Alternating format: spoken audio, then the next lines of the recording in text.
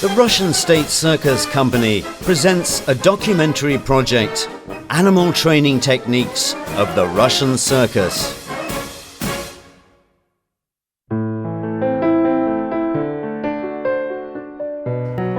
Art is never stagnant. It's always searching for new ways and forms of self-expression. This is right and proper, but it's no secret that some forms of modern art are not always embraced by spectators. It's impossible to imagine a Russian circus without animals. As you can't imagine, say, Paris without the Eiffel Tower. For the Russian public, a circus show without animals is no circus show at all. Hunting, trading and agriculture would never have existed without domesticated animals and their trainers. Let's just say that perhaps we have forgotten about the great contribution animal trainers have made to world culture. So now let's remember some outstanding Russian animal trainers.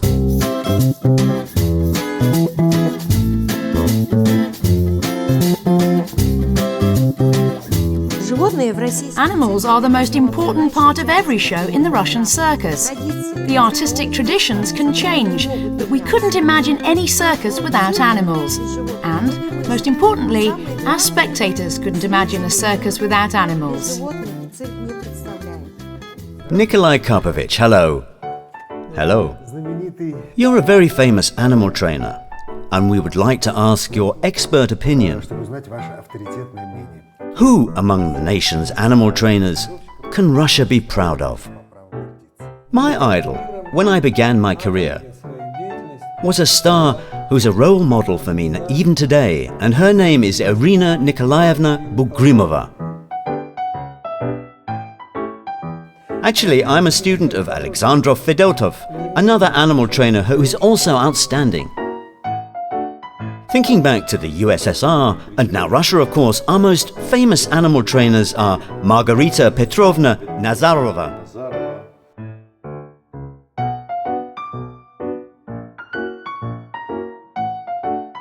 the Durov dynasty, and Valentin Ivanovich Filatov. And I worked with such great people as Bagdasarov and Zapashny. Nikolai Karpovich, can you even imagine a circus without animals? Absolutely not. It all started with animals. Way back when the buffoonery show's tradition started, nobody knows when, they used dogs, goats, bears, and even roosters in their shows. Bears were also the most talented performers, very artistic. The entire animal training tradition in the circus started with bears, because they're so human-like. Originally, the Russian circus, like any other circus show in the world, was created as an animal show. In the beginning there were horses, and then other wild animals were added. Later, when it was necessary to clean the arena after the horses, red clowns were brought in to entertain the audience between the acts. After that, tightrope walkers came along, also to draw the audience's attention away from the ring. And then, the last arrivals were the acrobats. Today, you often hear appeals to stop using animals in the circus. For instance, in Cirque du Soleil, there are no animal trainers at all. What do representatives of the traditional circus school think about this? They should call themselves something different.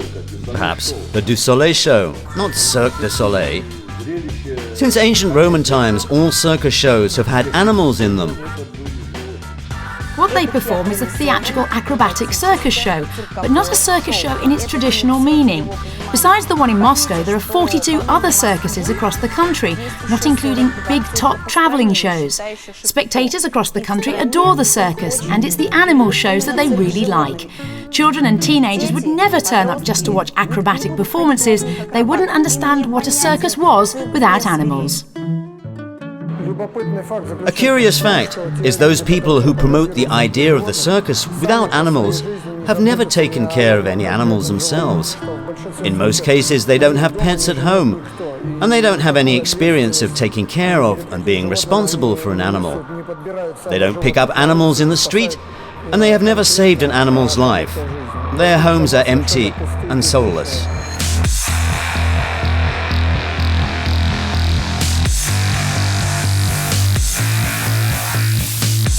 Леночка, моя умница девка, маленькая девочка хорошенькая. Давай скорее, на. Ай, молодец. Ай, какая киса красивая киса. Умница, такая смешная. The Russian Circus has traditionally taught us to love animals, even in the concrete jungle of the city. And how do you build your relationships with your animals?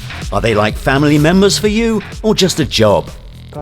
They're like pets for us. We take care of them and train them. They love us back, and we feed them. Gradually, the animals get used to the routine, and then some elements of training appear, and after that, the real joint work begins.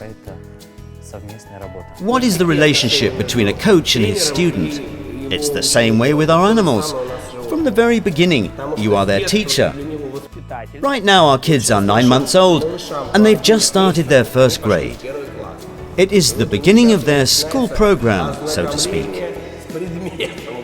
They begin to understand that here is a stool, and this is a beam, and this is what you must do to get food. I'd like to warn you, don't start working with animals if you don't love them. The animal should understand what your role is. The animal pays attention to the trainer to understand what they can do, to know exactly where their limits are. No biting. Most of us would probably be scared to death of being so close to such a large animal. You must admit that the profession of animal trainer involves considerable risk. Of course, I have to be on my guard. Besides, I'm a woman, and I'm also a person who wants to live and enjoy life. But while we always have a little bit of fear, respect, we never panic. We've been working with these animals for many years, and we've achieved a very high level of understanding with them.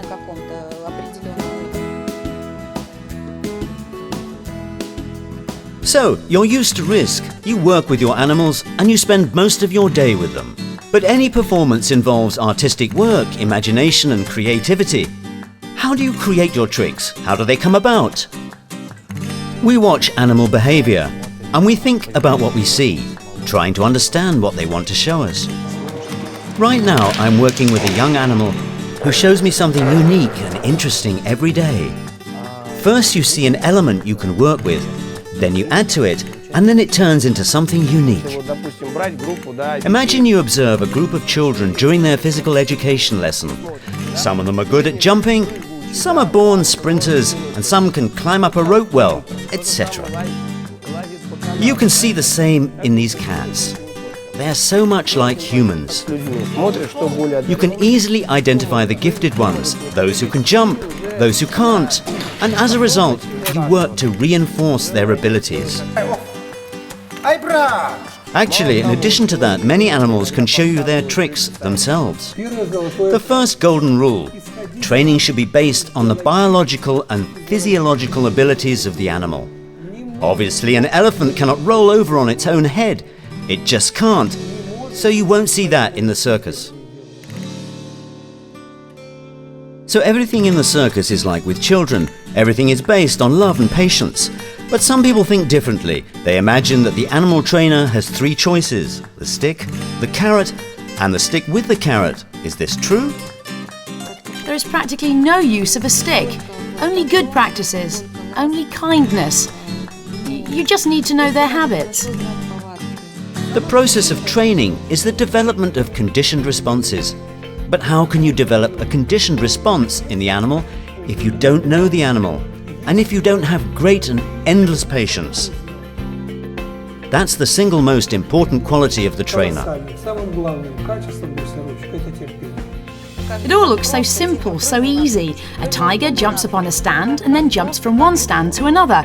But in fact, it has to be explained to the animal. You need to convince it to do the trick. And nothing works better than a treat. Everyone knows that the circus is more than just a profession, it's a way of life. The profession of a circus performer requires making sacrifices. What sacrifices do animal trainers make? To tame an animal is actually a bigger responsibility. than the responsibility of teaching a child. What happens if an animal is sick and can't perform? What does their trainer do then? I've seen some trainers sleep next to the cages. Say, for instance, an animal is sick. You'll often see their trainer right next to the cage, sleeping there, covered in blankets. They're on duty, looking after their animal as they would look after their own child. Of course, I'm sure that not all animal trainers in Russia are like that. But the best of them are fanatically devoted to their job. They can't imagine their lives without this work.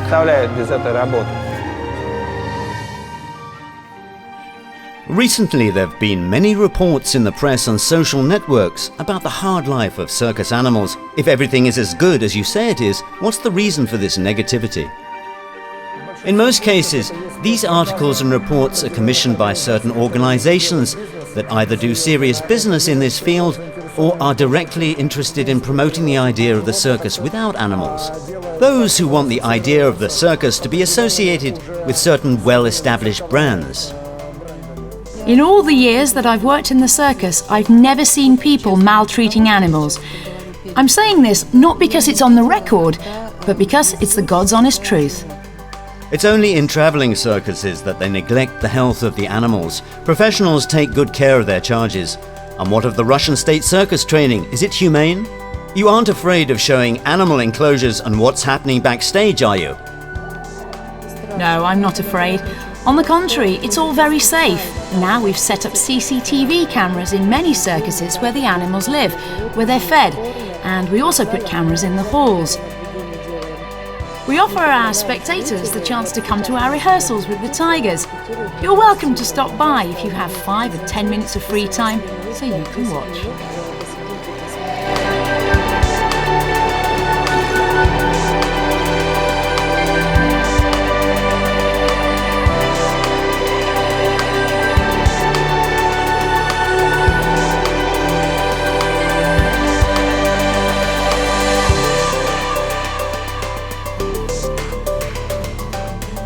Just look into the shining eyes of children fixed on the circus ring. Where else can city children see animals and really understand that they are clever creatures? What would we and our children lose if animals disappeared from the circus?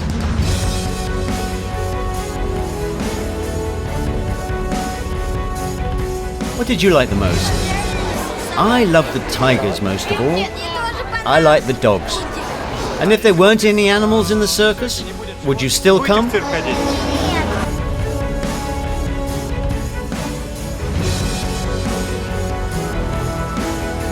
Yes, of course we have a few problems.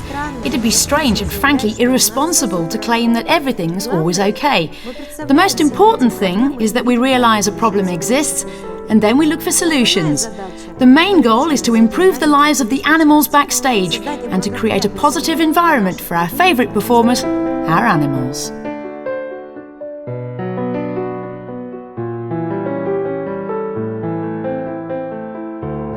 Some Russian animal trainers are recognized all over the globe as leading professionals.